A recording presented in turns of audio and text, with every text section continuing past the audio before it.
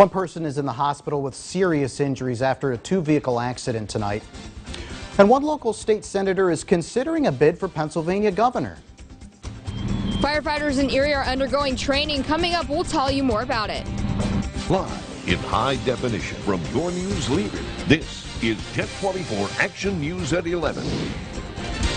New tonight at 11 o'clock, a two-vehicle accident Saturday afternoon sends one person to the hospital with serious injuries. The accident happened around 4 at the intersection of West Ridge Road and Millfair Road in Fairview. When crews arrived, they found two vehicles with heavy damage, with one patient trapped in the vehicle. The victim was extricated and taken to an area hospital for treatment of their injuries. There's no word on what caused the accident. However, an accident reconstruction team and traffic investigators were called to the scene. Jet 24 Action News is your local election headquarters.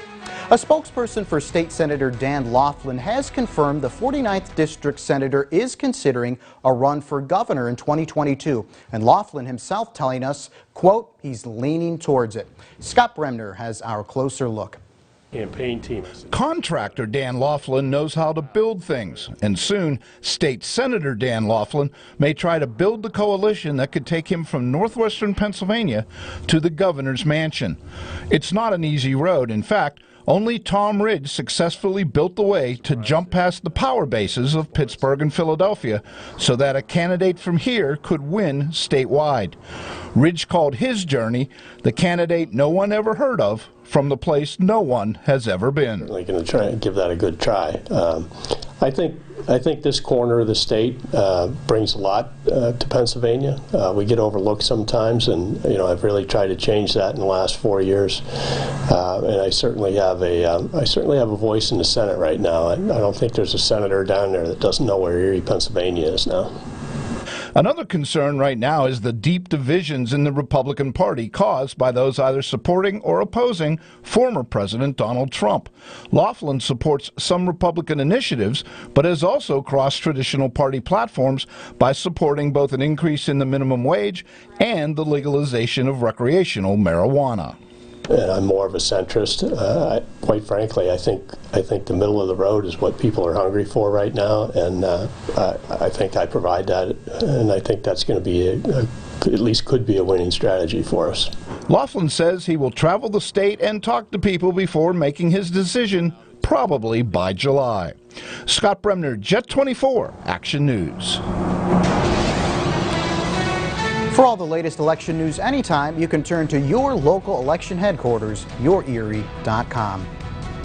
Erie police are investigating 3 separate shooting reports that may be all tied to an incident at an Erie after-hours club. It was shortly after 2 a.m. Saturday when police were sent to 21st and Parade for reports of a shooting of a male victim at a club called Hutt's Place. Shortly after, a second man walked into the emergency room at UPMC Hammett with a gunshot wound, and later state police responded to a call of a third man with a gunshot wound on Interstate 90. Investigators are working to determine if all 3 shootings are from the same initial incident. None of the injuries appear to be life-threatening.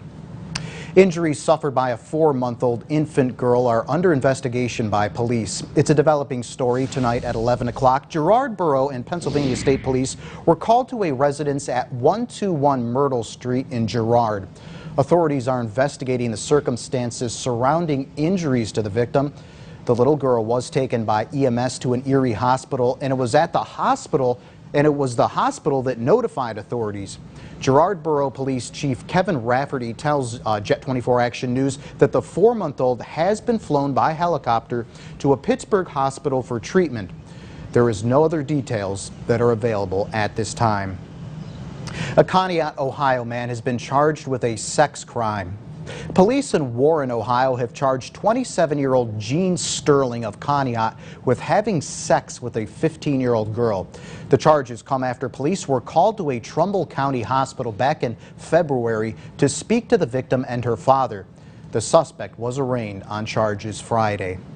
Here are the latest COVID-19 numbers for Erie, the region, and across the state. The State Department of Health reports 45 new positive cases of COVID-19 in the past 24 hours. The total now stands at 18,307. Crawford County reporting 10 new cases. Warren County up 3. Chautauqua County continues to report 7,948. Ashtabula County up 10. Across the state, 4,213 new cases reported. That raises the total to over 984,000. The state also reporting 33 new deaths today, bringing that total to 24,774. Here's a look at the latest vaccination efforts in Erie County. 97,790 vaccinations have been administered. In Crawford County, the number is 34,003, and in Warren County, 10,797 shots have been given. Across Pennsylvania, over 4 million people have now been vaccinated.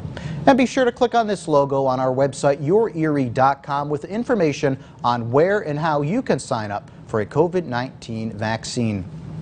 Erie City firefighters got their live training today at Perry Highway Hose Company Station 42. Julia Hazel has the story. Erie City firefighters went through a live fire training Saturday at Perry Highway Hose Company Station 42. We're completing structural burn session training today so that they can have prerequisites to do their Firefighter 1 certifications in later this spring. The training was held Saturday because of an ease of COVID restrictions and an increased number of recruits. One firefighter just started 4 months ago and says that you always want to make sure you're prepared and know what to do at a fire. This training, it's smaller than a house, but it's really good because you open the door and the whole thing is on, there's a fire at the end, the whole thing is smoke covered, so you have to crawl, otherwise you're gonna burn up. But Deputy Chief says one of the most important things to remember as a firefighter entering a building are those 90-degree turns inside. Always make sure where the hose is at and that you're getting enough water supply. So you got to be able to manipulate that hose line through there, and that would be, like going down a hallway into up a stairwell, around tables, chairs, things like that in a normal house. And to simulate the training as if it were in real life. train cutting holes in rooftops with the saws. You get the saw work and the ladder work. You go up in the bucket. You do everything that you're going to do on the job in the training period. Julia Hazel, Jet 24 Action News. Julia should have put the turnout gear on. That's all I'm saying. Hey, beautiful weather continues second half of the weekend.